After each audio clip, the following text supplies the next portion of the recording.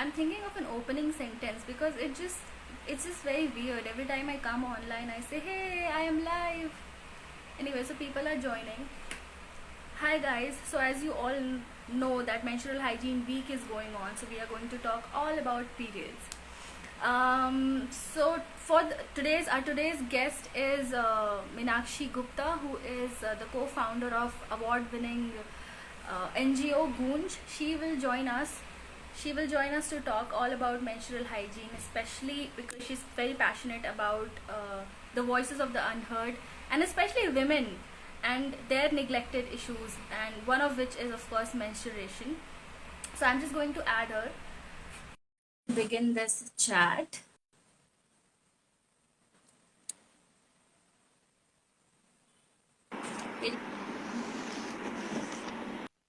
Hello, ma'am. Hello. Hello. Apurva, how are you? I am good, ma'am. Thank you so much for joining the Logical Indian today. Thank you We for are very having me. honored. Yeah, we are very honored to have you today. All right, ma'am. We all know that you're very, very passionate about speaking up for people who are, whose voices are not really heard, and bringing in voices from far-flung villages of the country, especially women and their neglected issues. One of which obviously is menstruation. So maybe we could, start talking about, because there are already a lot of conversations and dialogues are happening, right? So, we really want to decode those gaps, those points that are not addressed. So I think menstruation is one issue which was already not so much on the agenda. I mean, if I talk about many different issues on the development mapping, menstruation for many years and many decades has not been on the agenda of the world. And only in the past few years we've seen that it's got the attention. There have been policy level decisions which have been made, and there's interest from the film fraternity. We saw a film, Padman. So it has received some attention from the world, but there are a lot of gaps in terms of how we understand menstruation. I mean, at one level, it is considered only a woman's issue, you know, and at another level, it's only thought about that, okay, if you reach pads to women, that'll solve the issue, you know. And both those aspects are problematic in many ways, because if you only think of it as a women's issue, then you are leaving out a whole basic aspect, biological aspect of menses, which connects it with humanity, right? And if you're only talking about menstruation as something to do with pads, then you do not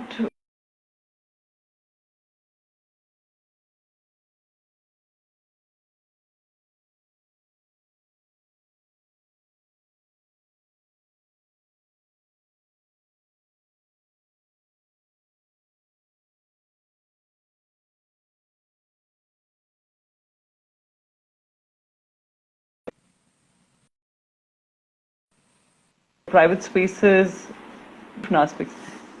So, ma'am, Apurva, before did you before have we you run proceed out of from here, electricity? I had lost my. I mean, the video lost me because Bangalore is having a very nice weather and there is power cut at my place. But despite that, I Oh, think important conversations should go on. So I'm not going to cut off this live video and let's continue the chat today. Ma'am, you were saying something. okay. No, I was just saying that there are many gaps in terms of how we understand menstruation, first of all.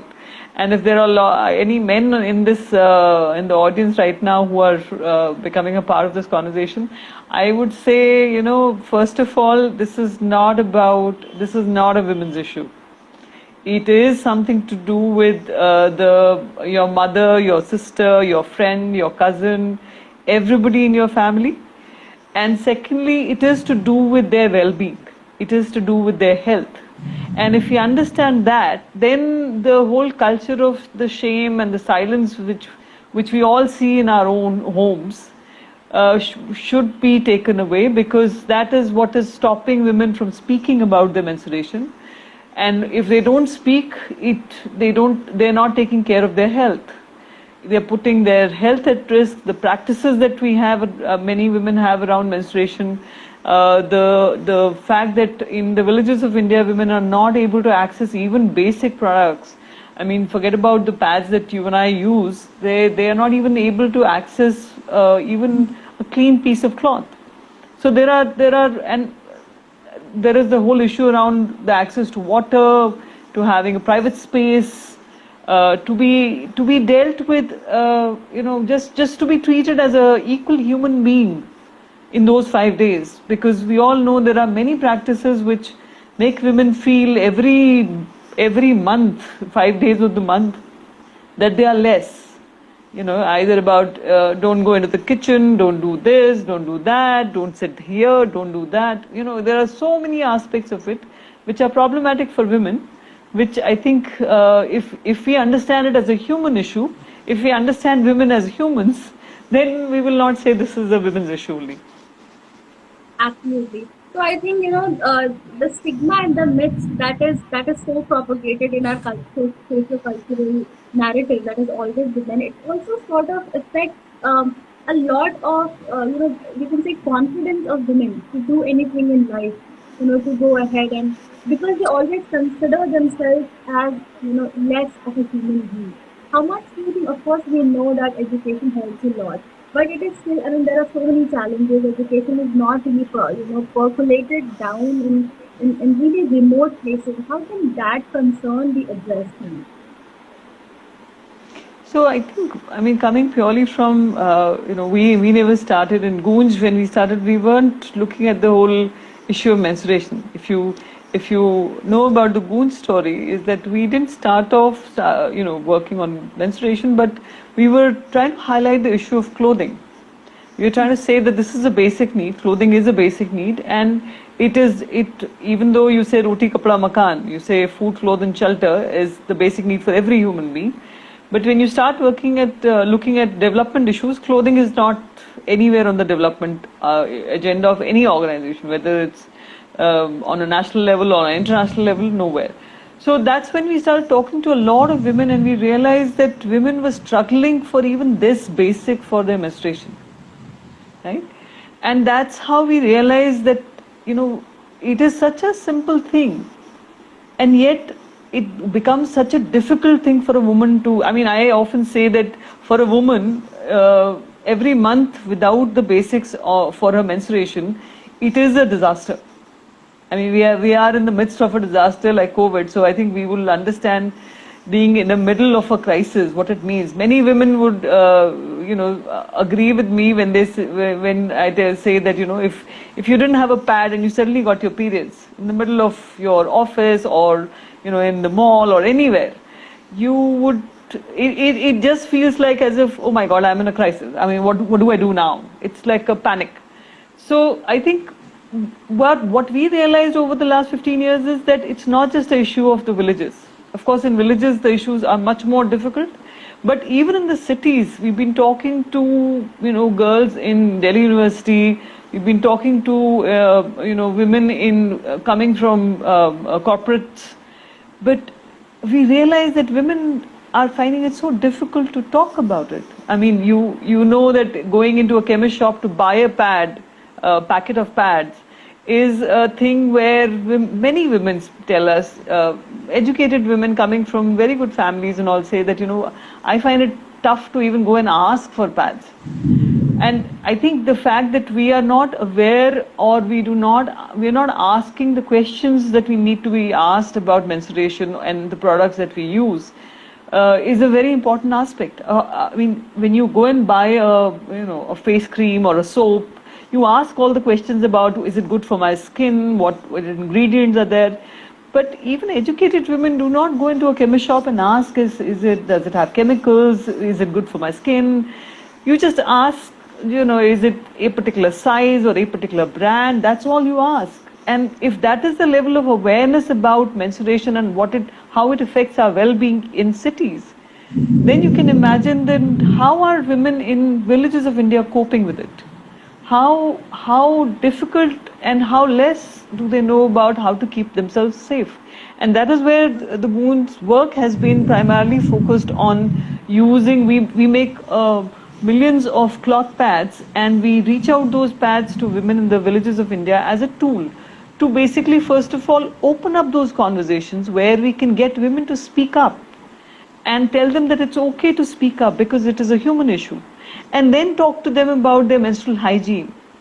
And then talk to them about the fact as to how to use, even if they have a cloth, how to use it most hygienically, so that even if they have nothing else, they should at least be able to keep themselves health-wise safe. The kind of practices that we have come across, women use ash, jute, darika tukda, anything and everything, because they don't have access to any products per se, or they can't afford any products. We call it the 3 A's of menstrual challenge: the access issue, the affordability issue, and the awareness issue.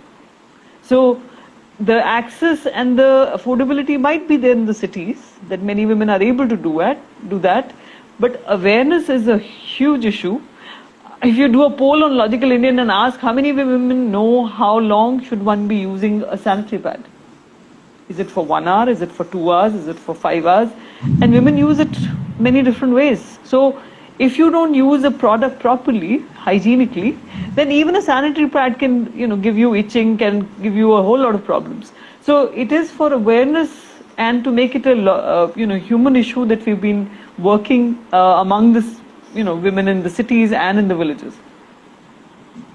So ma'am, Goonj is all about missing voices. So we do talk about the challenges that are faced by women in the rural and in the cities. We don't really talk about particular communities of women that are really marginalized, and they don't have a voice. So maybe we can talk about those particular communities of women. So Apurva, I think for us it has been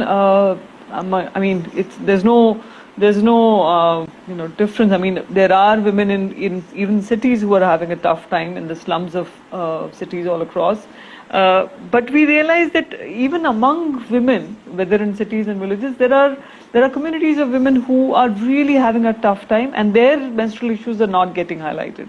So, for example, how are disabled women or mentally challenged women dealing with their menstruation? And we, given the size and the scale of our country, we know that this number is not a small number. This is a big number that we are talking about. How are women who are migrant workers? I mean, we've all seen these women walking on the roads, especially in COVID. There's millions of migrant workers and women walking on the roads. I've seen so many stories of women, sort of having delivering a baby, having a childbirth on the side of a road or on a railway station. Now, imagine how vulnerable, how inhuman it is for them to be going through that kind of a thing. I mean, it's bad enough walking on a road without any food or any kind of amenities, but to deliver a baby, to have your menstruation, God knows how they have been. I mean, it's a quite inhuman experience. I can tell you that women are going through right now. Even in so migrant workers, I said, is one community which the entire country has seen them walk on the roads. Disabled women, tribal women, sex workers. I think there is a whole. I can go on and on and all. I think the point is that if we are able to think of women in a more cohesive sense and think of their rights, because at the end of the day, if you look at it as a human issue, then dealing with their menstruation in a dignified way is a human right. And if you are able to establish that, and I don't think it's rocket science to establish that, because it is to do with procreation and our society. So I think we need to really establish it as if we establish it as a human right, we will provide the services and the basics that women deserve and need to have to be able to deal with their menstruation. Ma'am, ma'am, a lot of people say that, why do you only have to talk about menstruation? There are a lot of other issues that concern, if you just have to talk about women. Why only talk about menstruation? I think menstruation, we need to talk about it because it has to do with a lot of, like I was saying earlier, it has to do with the health of a woman. It's the most intimate, the products that we use, the way we deal with our hygiene, the way we surface the issues around menstruation connect with the health of women in India. I mean, we know that the cervical cancer, for example, is the highest number in India, right? So right now we don't have a lot of research on where is the, I mean, not, there is research, but not enough, and there needs to be more work on that around how menstruation and menstrual hygiene connects with cervical cancer. And so therefore, I think that's coming back to the point with which I started. If we are able to establish that among, in our homes, in our families, that our mothers, our sisters, our daughters, our friends are able to understand that this is something they need to really take care of, the infections that come from that, or some women, now we are having more attention to the excessive bleeding and things like that. Now I think in our generation and in one generation ahead, I see more of that attention, that too even just in educated homes and all, who have access to healthcare and all. But by and large, if you see, it is still not a map in the mapping of the healthcare system. I mean, we have Anganwadi work, Asha Didis and all in the PHCs, but how much do they connect the well-being of a woman with her menstrual health or menstrual hygiene? So all of those issues really are important, and just to sort of underline one issue which really doesn't get talked about at all is how does menstruation and how the world deals with a woman during her menstruation, how does it connect with her sense of self? I mean, imagine if a girl who starts at the age of say 10 or 11 or 12, she starts menstruating, and till the age of 50 she menstruates, right?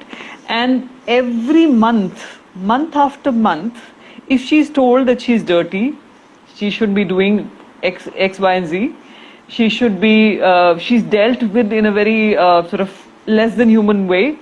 What does it do to her sense of dignity? What does it do to her sense of self-confidence? What does it do to her sense of her body? How badly does it affect her in more ways than are visible to the world in terms of, and then we talk about feminism and making women empowered. If we made them empowered about their menstruation, I think that would really make them feel that our bodies, our menstruation, our role in the society is important, and we are treated with respect. Yes, ma'am. That's absolutely right. There's one person writing to us. He is Suzanne Deliwal. He's saying yes, it also affects mental health impacts are huge. Yeah, mental health, of course. That's what I'm saying. The trauma that women go through, like I was saying, the panic. I've met with women and young girls talking about the fact that I don't know where my next month's cloth is going to come from. I don't know how I'm going to deal with my menstruation next month. So in that panic as to what am I going to do? Because there's such shame around it. I mean, we have read stories of girls in the school of, I think it was Delhi, that, a stain on her skirt when she went to school. And she was made to feel so bad that she came home and committed suicide. There was a story, I think in 2018, So, and there was a Meenakshi cyclone ma'am, I in, think sorry. Sorry? Apurva, were you saying something to me? Can you hear me? Yeah. Ma'am, okay. I think there is some network issue as well. So maybe to wrap this up, there's this mental hygiene week going on. So what is your message to people today? My message to people is twofold.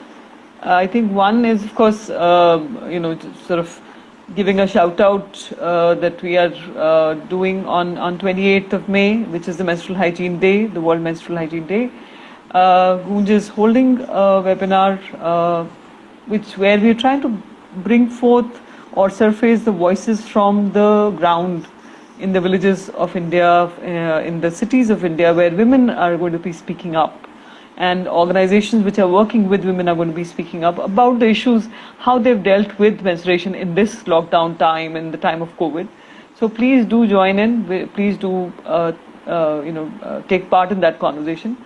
And I think second, and probably the more important thing is that take this as an opportunity. I mean, we've all been, stuck up at home with our families, with our mothers, with our sisters, with our family members. So take this as an opportunity to open up these conversations and take it as a time to understand what your mother has gone through, what troubles, what issues. And I mean, I come across many men who say we don't even see it. I mean, we have a sister, but we don't realize that she's going through menstruation. We don't know kab hota hai, kahan, kya mushkil hoti hai. We really don't know. So I'm saying, can we start from our homes and we open up those conversations and give women the dignity that they deserve? And treat them with respect, treat them with care, find out about their any health related issues about this, and address those issues. Absolutely. So thank you so much, Meenakshi ma'am, for joining the Logical Indian today. Thank you. Despite the fact that there is no electricity in my place, but I'm happy and very Thank you to you for keep this going. Yes. That is what I mean. The whole idea is no matter what, the conversation which is right and important. The show must go on. Yes. Absolutely.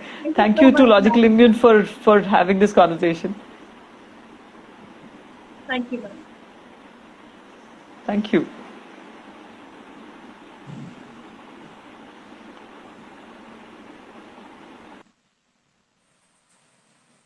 All right, guys. So that was Meenakshi Gupta from Goonj. Goonj is a non-profit, which is an award-winning non-profit. So I'm sure that most of you know about it. If you don't, you can go and check out their page.